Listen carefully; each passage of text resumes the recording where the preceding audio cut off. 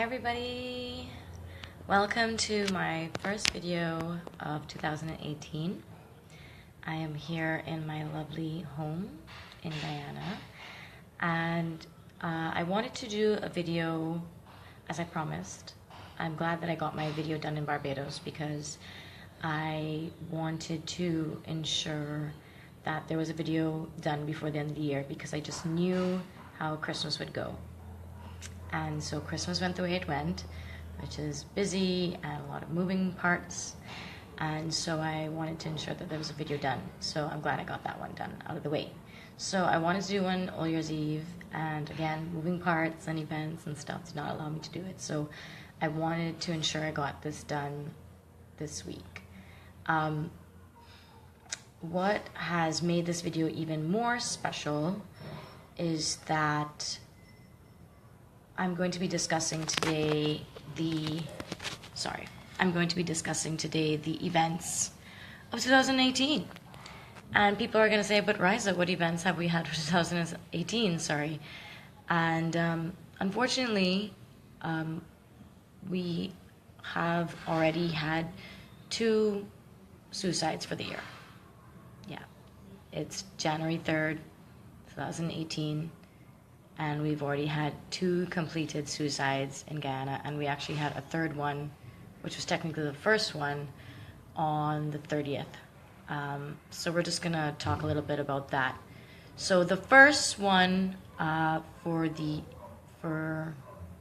this collection we're gonna talk about of suicides was the gentleman who somehow climbed on top of our new overpass in Diamond on the East Bank and jumped there. Now, of course, there's several things that upset me about that report. Just knowing that we have another suicide right before Christmas, like I would have spoken about in Distress at Christmas time, we're not going to go through those. I would just tell everyone to go back to that video. There are several reasons why that person may have committed suicide, but my irritation is really with the method which it was used. And so the overpass are now being used as our new place of suicide. So many times I don't think we realize that I don't think engineers or the government or anyone thinks of, hey, we're putting in these overpass. Are they safe? And they are. They look very safe. They have grill all around. We have no idea how this guy got out there. They're saying that he broke away a piece and he got out and jumped into the traffic. It's very upsetting because for those who don't know, I worked on the consultation project for the development of the Grove to Tamari road. And in our consultation, this is about 2 years ago, it was a massive report that we did, and we sent it to the ministries, and the then government would have had it, and the new government would have had it about 2.5 years ago. And overpass were never in the steps forward, because in our consultation we asked, do you want overpass? And people said no. And we made corrections based off of people's recommendations. And so we added in more pedestrian crossings. We added in safety measures like having like the slow down grids before the pedestrian crossing, so people will slow down before they get to the pedestrian crossing, stuff like that. And so there were measures put in place because people just straight up told us we don't want the overpass. And that could be a mixture of both people just not seeing the point in the overpass, but also in persons not wanting to walk up 20 feet to then walk over a bridge and then walk on the other side. Unfortunately, in Guyana, at least in the city in Region 4, we don't really have much discipline for things like that, and so I can see why people would not have wanted it. But anyway, so we put it in, It was in reports. We never recommended it. The government put it in. They put in several overpass. And so now my worry is that people are going to continue to use it as a suicide method. So that was the first thing. I just wanted to get that out of the way, that as someone who worked on the project with the consultants, it was never a recommendation. The government decided to make that move and put it in, the current government. Because it was in the last government, it was not a recommendation, and so it just was never a thought of. We had other safety procedures put in place for pedestrians and new paveways and new walkways and stuff like that. Anyone who knows that Grove Diamond area, you know it bottlenecks, and so there were certain things that we just couldn't do in that area. But further out, Lanakeen and all those places, yeah, we could have had proper, sidewalks and stuff like that. There's land. But anyway, I don't want to go on a tangent about that. I'm not trying to get politics involved in suicide, but I just wanted to know that when we think of construction, when we think of things in Guyana, is there any thought that what we're doing is creating a safe, are there enough safety procedures in place? And I think there were. I've seen the overpass, it looks safe, but we have to be aware of now, are we now going to ensure, go back to the overpass and ensure that they're safe again?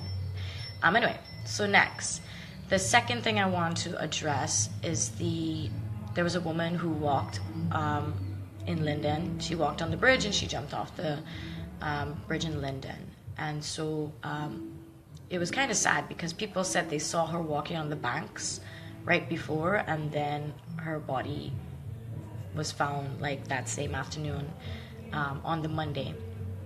And so that was unfortunate. There was no reasons given. They didn't really seem to know anything about the woman or any kind of reasoning behind it. But so that was just our second one.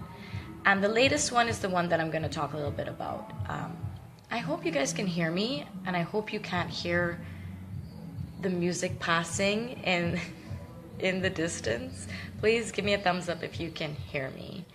But yes, so the third one, which was the one that kind of happened, I think, today, is the one that's most upsetting. There was a young man who was given a redundancy letter for the Rose Hall estate. For those who don't know, we're closing down several of our sugar estates, or they're getting privatized. And so we have, last year, we gave redundancy letters to 1,700 workers, which is from clerical to drivers to cane cutters to factory workers. And then we sent another 4,000, or are in the process of sending 4,000 more persons off in regions between 5, 6, and so on. So the scary thing that I was always worried about was the increase in suicide rate. And I just was thinking, please let the government have a plan. Let the government have a way forward for these people. It doesn't seem that is fully the case from my understanding of documents and research that I've done since I've been home, speaking with persons who are in the government and post-government, and it doesn't appear that is the case. So that was always my worry. And so then when I heard about this case, the gentleman was given a redundancy letter, and he, as a result, committed suicide. He was seen. People saw that his behavior changed, and anyone who watches my videos knows that you have to look at behavioral change. So people did say that they noticed that his behavior changed after he received the letter. And then they even observed him talking to the newspaper said they observed him talking to the dog, saying, this is the last time that you'll hear the motor, his bike, pass by here, kind of thing. So it appeared that there was some planning. Apparently he went to work, his last day of work was Saturday, And so that was quite sad. The article was written in such a way that you came to understand that there was some planning involved, that people noticed there was planning involved, people noticed a change in behavior, and then, of course, they knew it was because of the redundancy letter. And that is just a really scary thing for me, because I know that that is not going to be the last person. A lot of the persons who were let go are from areas that do have a high suicide rate. And so that is the scary thing as well. So now you have an increased reason. So if we're going to think back about when I talk about the reasons for suicide, unemployment is one. Sense of hopelessness is one. Responsibility to your family, or not being able to be responsible. If we're going to look at it from a gender studies perspective, if men are told in a patriarchal society that they are supposed to be the breadwinners and they're supposed to be the ones who take care of the family, if a man feels inadequate by not having a job, that is also a reason as well. People feeling, inadequate, and inadequate fathers and inadequate husbands, and that pressure tends to build up on people. And so that was something that I knew once I heard about the sugar estates closing down since last year, not last year, 2017, last year before 2016, I was just so scared, so fearful for those people. And it's not, and people always like to say, oh, it is the Indo society that is committing suicide. That's not true. Oh God, clean. That's not true. They are persons of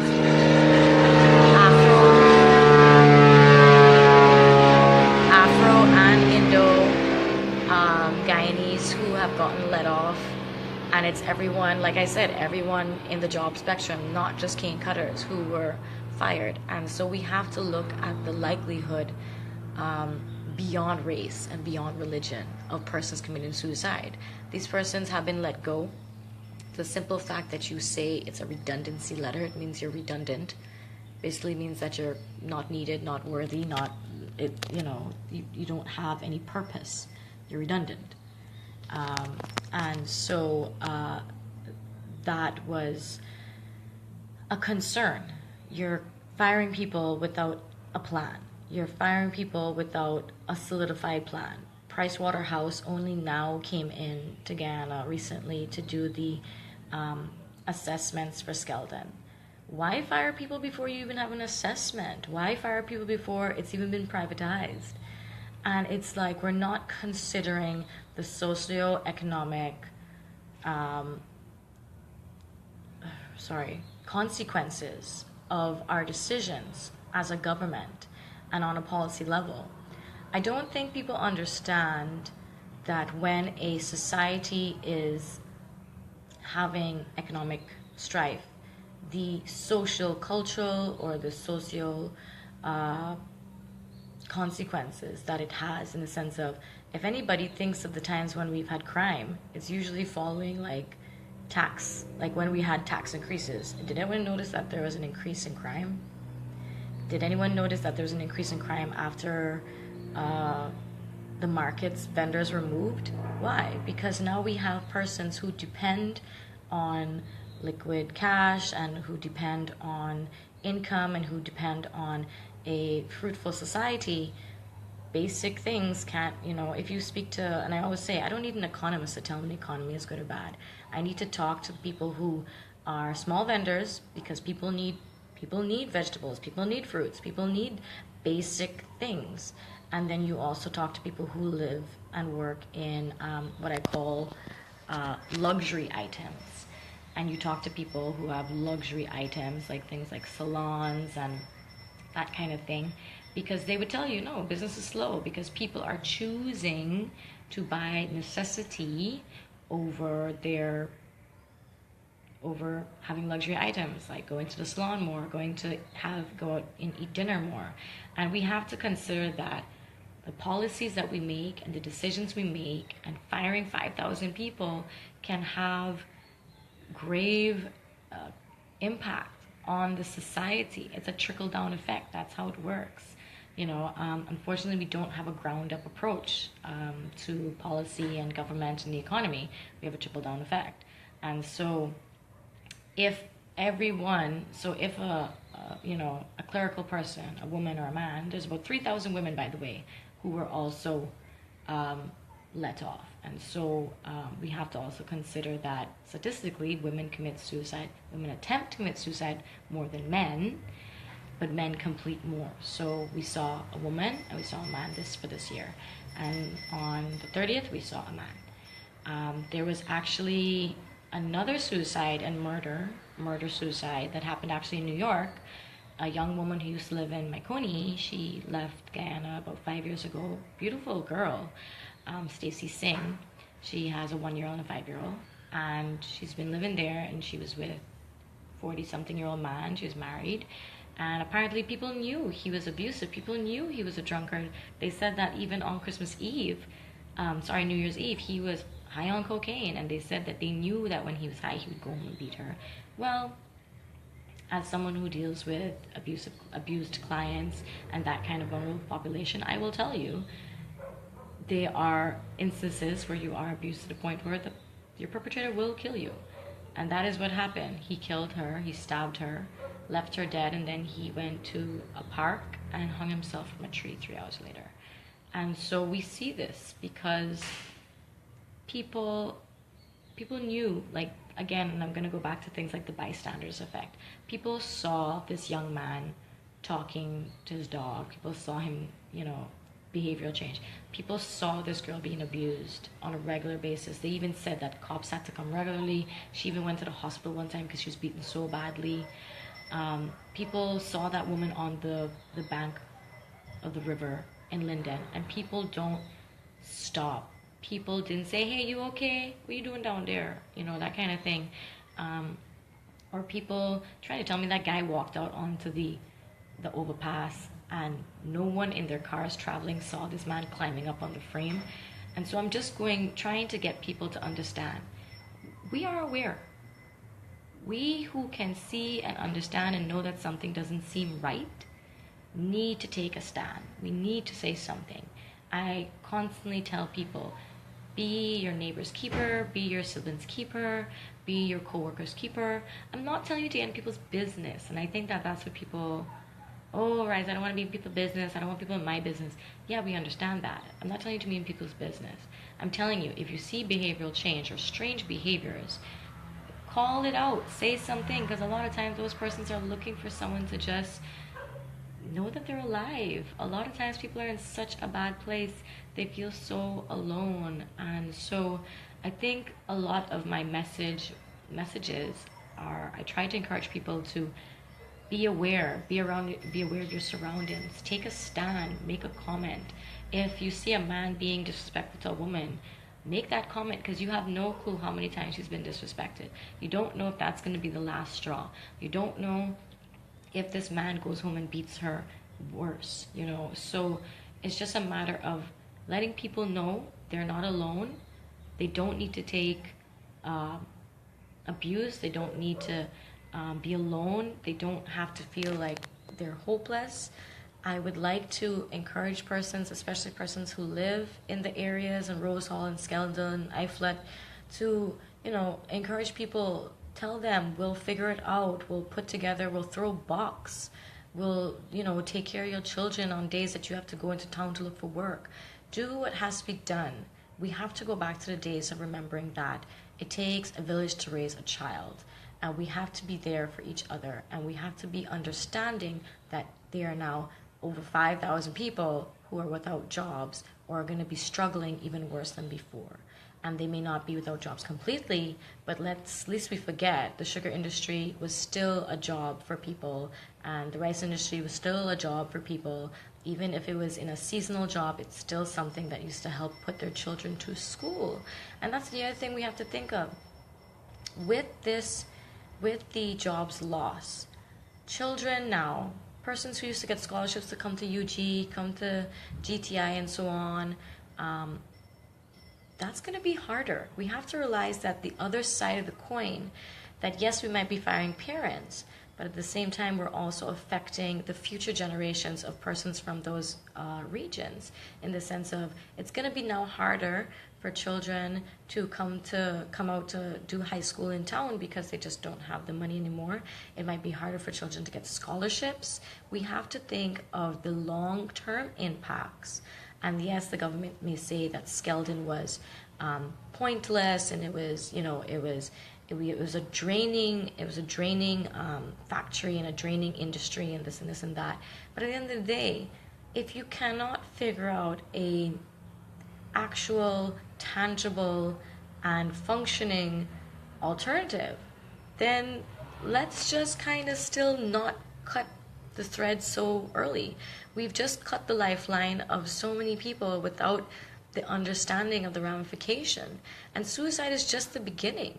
Suicide is just the beginning. We've altered the progress of an entire region. We have altered the potential for persons coming to town and working and getting their education.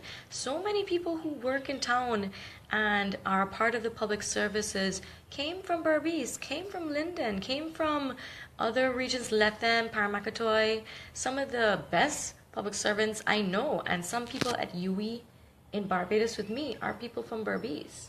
And so I think we have to also understand what we are doing when we make policy, but also what is our role as citizens of a country that is making decisions for us, and the impacts on our mental health, on our economic status, on the future of our children, on the future of the family unit and the community unit. We have to look at things like substance abuse.